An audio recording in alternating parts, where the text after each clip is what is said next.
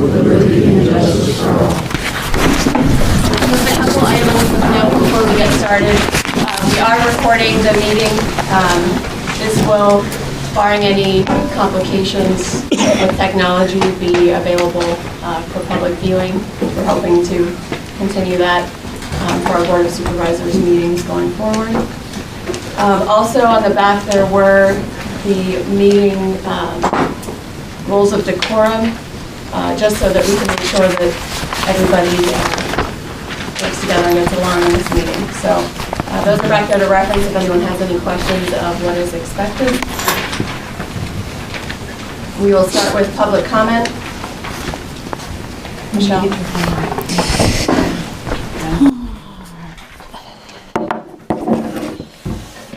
Hello everybody. I think y'all probably know who I am. Oh, maybe not. Michelle Grove. I live on Lower George Valley Road. First, I want to congratulate Jennifer on figuring out how to win the right to know appeals by filing a sworn statement made under penalty of perjury that all responsive records have been provided, because we all know that she would never lie about something like that. Since there were some questions about my right to know request last month, I'm going to address the items listed on this month's right to know report. Requests 81 and 83 were done primarily to update my website, gregtownshipunofficial.org, and also get some financial information about the current township website. Request number 82 is regarding Resolution 1802, which was heavily redacted before passing because there were legal issues with it. Request number 84 wasn't actually me, but I am interested in the results of that right to know request. Request 85, I noticed that they happened to record a meeting, which they had stopped doing a while ago, so I requested the audio to improve my meeting video, because I've been video recording these meetings for a while. Appeal 0156 and 220 were regarding the SEO appointment of Laren Horner, and 201 was regarding the PSATS training, which is also related to the other two. So what is actually really great about Jennifer putting a right to know report on the agenda is that she set a new precedent that's going to have to be followed in the future indiscriminately. I have some items of interest to share regarding the SEO appointment done in January. In a February 6th email from me to Jennifer, this was after the appointment, regarding one of the right to know requests I did. I said, "Hi Jennifer, I don't see any correspondence from the previous SEO seeking an annual reappointment. Is there none?" And she responded, "Jeff never used email. He would walk in and bring a fee schedule with no letter." That's important, no letter. "Sometime before or even after being reappointed. There's nothing more here in the office. It was done this way ever since I worked here. No one else has applied in the past 7+ years. This conflicts with her email from December 13th, which was previous to his appointment, that said the current SEO officer has not put in his letter to be reappointed, nor submitted a fee schedule, but I'm assuming he will. The fee schedule is part of the resolution that will be passed at the organization meeting, which is in January when he's appointed, to appoint an SEO each year, so those resolutions with attachments will be available to the public.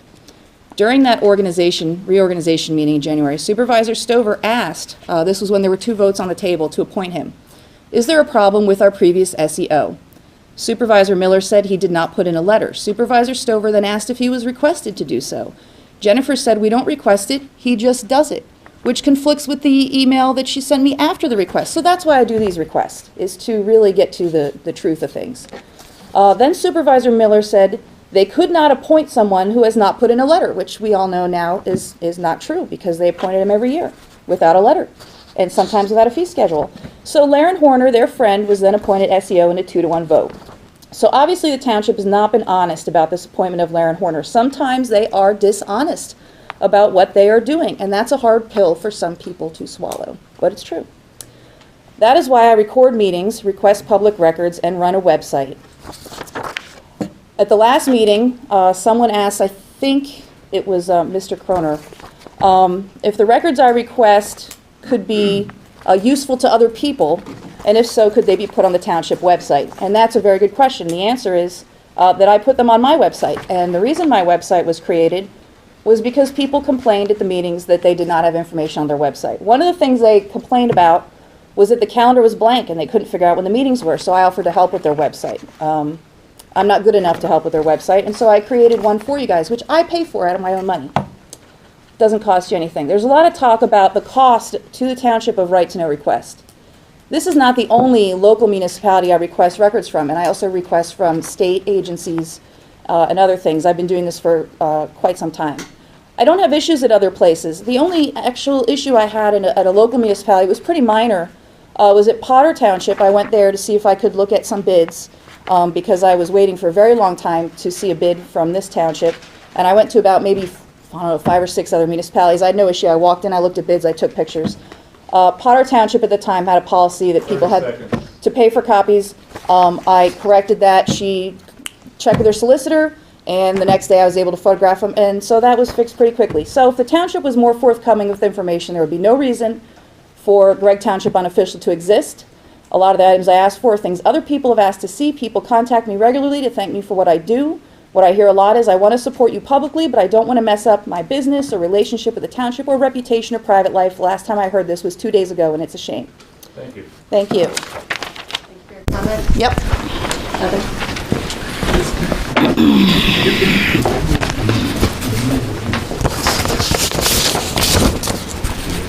I too am talking about the O2 resolution. Can you say your name for us, please? Heather Chepko Albertson. Thank you.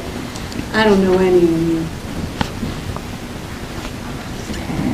This is about Resolution 02, which is very confusing, evidently, if you don't read it. What is wrong with prohibiting sarcasm and rude behavior? I don't see anything wrong with that, but other people evidently do. I don't see anything wrong with recording it as long as we, the township, get that recording, because you do not always report on your recording accurately. I know. I've been here too, and I deeply resent you taping me. I didn't ask for that. Does anyone here want to be on your recording? Probably not. I don't want you recording, but we'll do it because we have to watch the watchers. I don't trust you. You're not trustworthy. These people are. In my 63 years on this planet, my observation has been people who don't trust people like you are not trustworthy. That's all I have to say.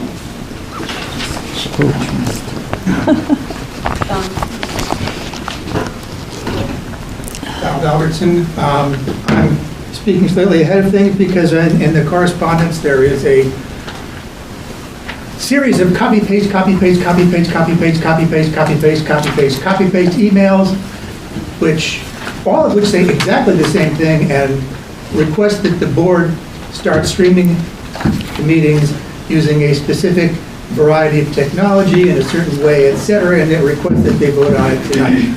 I think the idea of streaming meetings should be explored. I think we should start by contacting some of the other municipalities, if we can find out who they are, and find out how they do it. I'm kind of leery about the idea of just putting a cell phone and putting it on YouTube. It kind of raises questions of what happens to it after that. I like the idea that the township is doing this and making it available on the website, which might, make that whole other thing kind of moot.